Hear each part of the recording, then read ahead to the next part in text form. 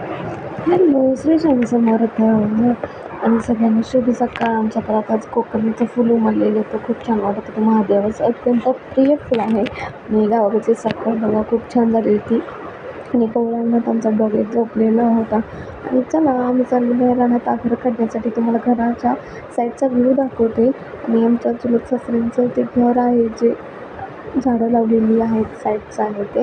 आणि ते सध्या बाहेर राहत असतात, त्यामुळे झाडं लावली ते लावून ठेवली. खूप छान वाटतं आहे आणि खूप छान झालेलं होतं वातावरण. त्यांची गाडी पण नवीनच आहे, ते गाडी ठेवून गेलेली होती, त्यांचं काम होतं म्हणून.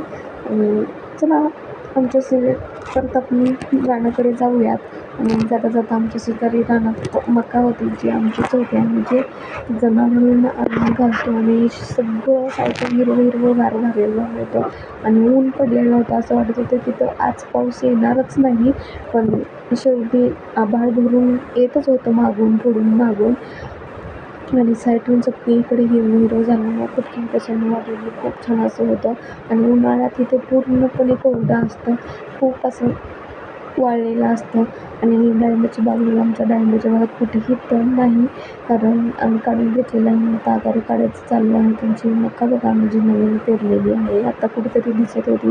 आणि आमचं खूप जुनं शेवग्याचं झाड आहे, त्याच्याखाली विहीर आहे, पण ते दुसऱ्यांच्या आमचं विहीर नाही. आणि झाडांना सेटिंग पण छान झालेली होती, गळी खूप छान आलेली आणि सगळीकडे लाल लाल लाल लाल दिसत होतं, खूप छान दिसत होतं. आणि बघा आगार थोडंच राहिलेलं होतं आमचं काढायला. आणि त्या घर काढण्यासाठी आता आम्ही तयार झालेले आहोत. तर चला आपण आता घर काढायला सुरुवात करूया. आणि आगार खूप निघात झालेलं होतं, त्यामुळे काढायला पण खूप दमवत होतं, तरी तसंच काढलं होतं. थोड्या वेळानंतर आम्ही पाणी प्यायला बसलो आणि थोड्या वेळानंतर अजून काढून आम्ही घरी जाण्यास निघालो.